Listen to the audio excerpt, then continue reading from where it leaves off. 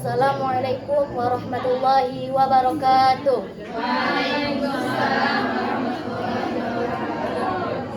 Alhamdulillahirabbil alamin. Wassalatu wassalamu ala asyrafil anbiya'i wal mursalin wa ala alihi wa sahbihi ajma'in, amma ba'du. Asyhadu an la ilaha illallah wa asyhadu anna Muhammadar Rasulullah. Halo sahabat Banding, apa kabar semuanya? Kembali lagi dalam acara Banding, Bincang Nausorot dan Kitab Kuning. Untuk kali ini bersama saya Ibu Mereva dari Marhala 78 dan rekan di samping saya Mbak Mufidatun Marhatus Solihah dari Marhala 69. Baiklah, pada episode kali ini kita akan membahas tentang hadis Fadilah Istighfar. Selanjutnya boleh dibacakan Kak hadis tentang Fadilah Istighfarnya? Baik, bismillahirrahmanirrahim. Qala al-musannifu rahimahullahu ta'ala wa nafa'ana bihi wa bi ulumihi fid dharaini amin.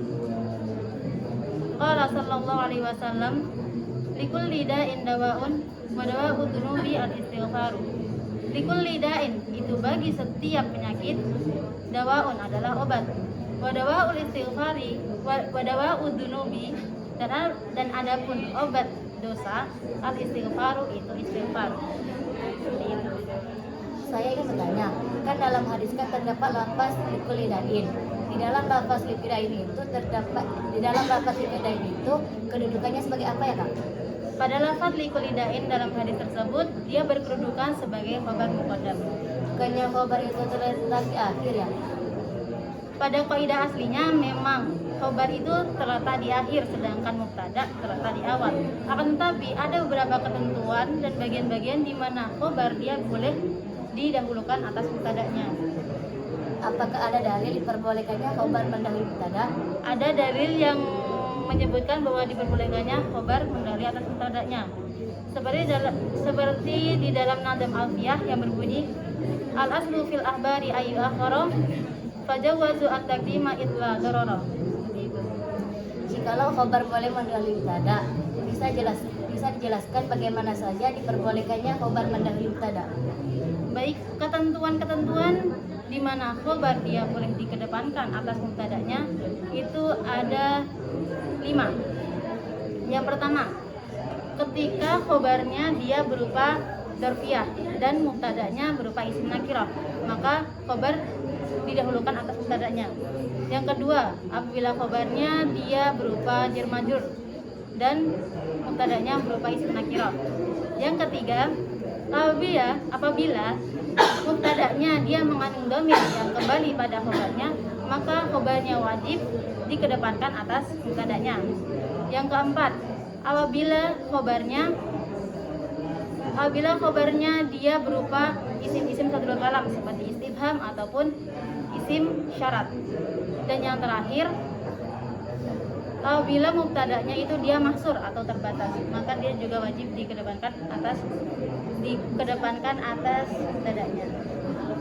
Yang terakhir bisa disampaikan apa saja yang bisa diambil dari hadis yang disampaikan tadi?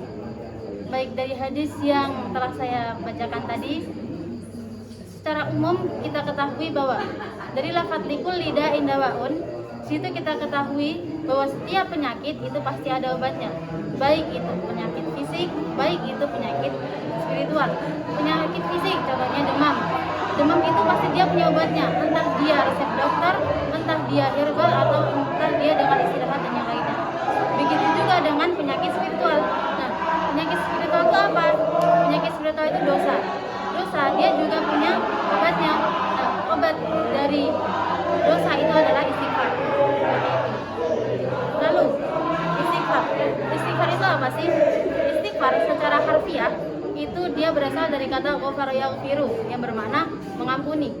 Lalu dia mengikuti wazan istaf'ala yastaghfiru menjadi istaghfara yastaghfiru yang menjadi makna meminta ampunan. Nah, adapun makna istighfar sendiri itu adalah suatu istighfar itu suatu permohonan ampun dari seorang hamba kepada Rabb-nya atas kesalahan-kesalahan yang telah dia berbuat. Begitu juga sebagai bentuk penyesalan seseorang atas kesalahan-kesalahan yang telah dia perbuat sebelumnya. Nah, lafaz-lafaz istighfar itu dia tidak terpatok dengan lafaz astagfirullah saja. Bisa juga dengan lafaz Allahumma gfirli rabbighfirli, dan segala lafaz-lafaz yang dia itu mengandung makna ampunan itu. Adapun lafaz istighfar itu dia punya banyak sekali keutamaan, yang dimana keutamaan itu sangat bermanfaat bagi kita entah di dunia maupun di akhirat. Adapun beberapa keutamaannya, yang pertama, istighfar itu dia penghapus dosa. Nah, kita sebagai seorang pendosa, hamba yang pendosa, hendaknya kita beristighfar, hendaknya kita meminta ampun kepada Allah atas segala dosa yang telah kita perbuat. Karena Allah sendiri sudah berfirman dalam kitabnya, yaitu pada surat Al-Muzammil ayat 20, wastaghfirullah innallaha ghafurur rahim. Wastaghfirullah, dan memintalah ampun siapa antum kalian, Allah pada Allah. Innallaha, bahwa sesungguhnya Allah itu ghafurun, maha pengampun, rahimun, lagi maha penyayang. Di situ Allah sudah menetapkan, Allah sudah memberitahu kepada kita bahwa Allah itu maha pengampun. Entah kita memiliki dosa sebesar apapun, seberat apapun, hendaknya kita selalu beristighfar, hendaknya kita meminta ampun karena Allah maha pengampun. Seperti itu. Lalu keutamaan yang kedua, Allah akan memberi rahmat kepada kita, kepada orang-orang yang suka beristighfar. Yang ketiga, istighfar itu dia bisa menjadi pengabul doa kita. Sebab apa? Istighfar itu juga merupakan sebuah doa, sebuah zikir, yang dimana jika kita selalu beristighfar, kita mulai doa kita dengan istighfar, apapun yang kita minta kepada Allah, apapun yang kita panjatkan doa-doa kita kepada Allah, insya Allah Allah akan selalu mengabulkannya. Yang ketiga adalah istighfar dia bisa menjadi pembersih hati kita. Jikalau hati kita telah kotor, hati kita sudah terdapat banyak sekali bintik-bintik hitam, hendaknya kita beristighfar, sering-sering beristighfar, karena itu akan mengurangi bintik-bintik hitam tersebut dan membuat hati kita menjadi lebih tenang. Lalu yang keempat, membuka pintu rezeki bagi kita semua.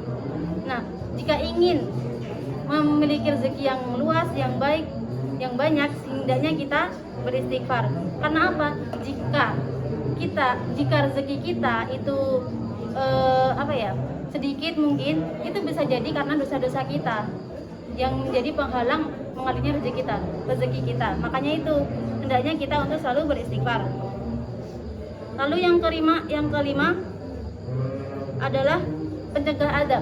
Nah, bagi orang yang sering beristighfar, insya Allah Allah akan selalu melindungi kita dari segala mara bahaya. Entah mara bahaya yang kecil seperti tersandung, atau mara bahaya yang besar seperti kecelakaan atau penyakit serius atau yang lainnya. Seperti itu. Nah, dari sini bisa kita simpulkan bahwa istighfar itu memiliki banyak sekali keutamaan, banyak sekali manfaat bagi di kehidupan kita sehari-hari. Juga janganlah kita malu untuk selalu minta ampun kepada Allah, walaupun kita seorang pendosa berat, walaupun kita telah melakukan dosa-dosa besar, sehendaknya kita selalu minta ampun kepada Allah. Karena apa? Karena Allah itu maha pengampun. Alhamdulillah, terima kasih penjelasan yang telah disampaikan dari Kak Fida tadi. Di sini kita dapat mengambil hikmah bahwasanya istighfar itu mempunyai keutamaan dan manfaat yang banyak di kehidupan sehari-hari. Jadi hendaknya kita semua selalu beristighfar kepada Allah SWT dimanapun kita berada. Cukup sekian dari kami. Apabila ada kata-kata yang salah, kami mohon maaf. Wassalamualaikum warahmatullahi wabarakatuh. Waalaikumsalam.